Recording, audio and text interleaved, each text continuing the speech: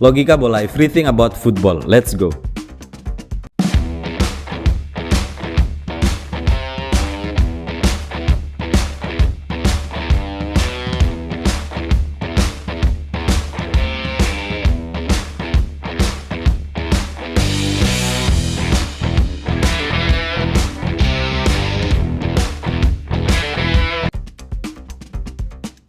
Partai final Liga Champions kemarin yang dimenangkan oleh Real Madrid dan sekaligus menjadi trofi ke-15 bagi Real Madrid ternyata juga menjadi partai terakhir dari kedua legenda atau kedua pemain di mana dia berasal dari negara yang sama, yaitu di kubu Madrid ada Toni Kroos, kemudian di Borussia Dortmund ada Marquinhos.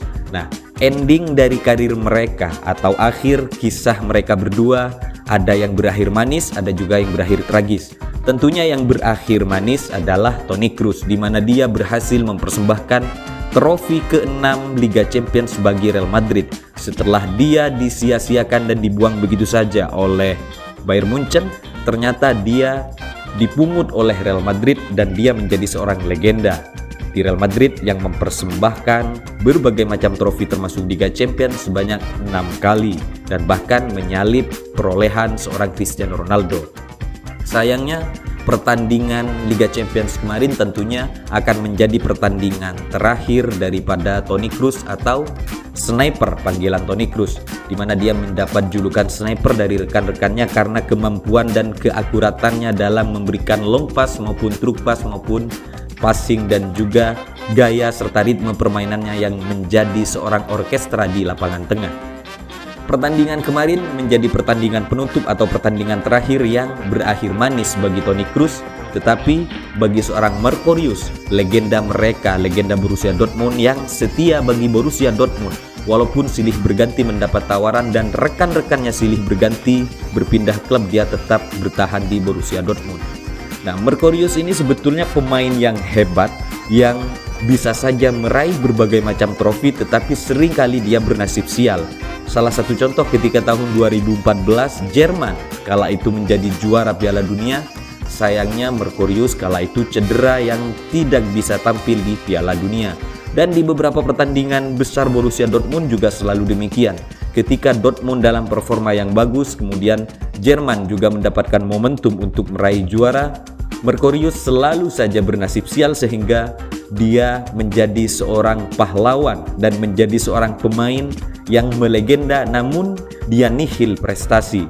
Bukan karena dia tidak bisa bermain bola atau bukan karena dia pemain yang biasa-biasa saja, melainkan karena ketidakberuntungannya dan juga nasib sial yang dialami. Itulah seorang Toni Kroos, itulah seorang Marquinhos. Sedangkan Toni Kroos itu sendiri, sebetulnya bibit kehebatan Toni Kroos sudah terlihat sejak di Bayern Munchen. Tetapi Bayern Munchen kala itu lebih melepas dan tidak mempertahankan gelandang terbaik dunia tersebut dan membiarkan dia pergi ke Real Madrid. Florentino Perez ternyata mampu melihat mutiara sekalipun di dalam lumpur. Toni Kroos menjadi salah satu dari 3 gelandang juara Real Madrid, membentuk trio yang mempersembahkan banyak gelar, yaitu Toni Kroos, Luka Modric, kemudian Casemiro. Dan Toni Kroos sang sniper hari ini menutup pertandingan memberikan kado yang istimewa berupa trofi Liga Champions bagi Real Madrid, sebagaimana janjinya bahwa dia akan membawa pulang trofi Liga Champions untuk fans Madrid oleh Toni Kroos. Itulah yang disampaikan ketika menjelang pertandingan versus Dortmund. Dan di pertandingan kemarin di final pun kita lihat seorang Toni Kroos walaupun berusia di atas kepala 3, ternyata dia betul-betul bermain dengan sangat baik. Dan jika kita membahas sedikit tentang jalannya pertandingan kemarin, maka sebetulnya Borussia Dortmund dengan kalimat yang tidak ada maksud untuk menyinggung, sebetulnya Borussia Dortmund sedikit diajari oleh Real Madrid bagaimana cara bermain di final. Artinya bisa dibilang dengan kalimat yang sarkastik atau sederhana dan juga yang sedikit jenaka, bahwa Borussia Dortmund sebetulnya kena jebakan Batman atau mereka kena prank oleh Ancelotti dan juga Real Madrid.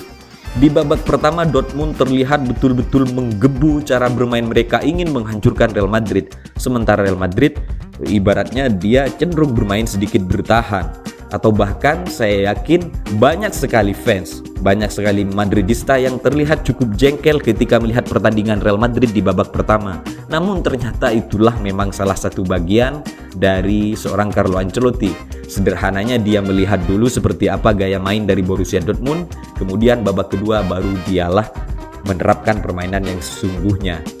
Sekali lagi, sebagaimana ujar-ujar lama bahwa Madrid kalau sudah mode di atas 70 atau di atas menit 80 itu sudah mode serius. Pastinya dia akan ngotot untuk mengejar dan mencetak gol.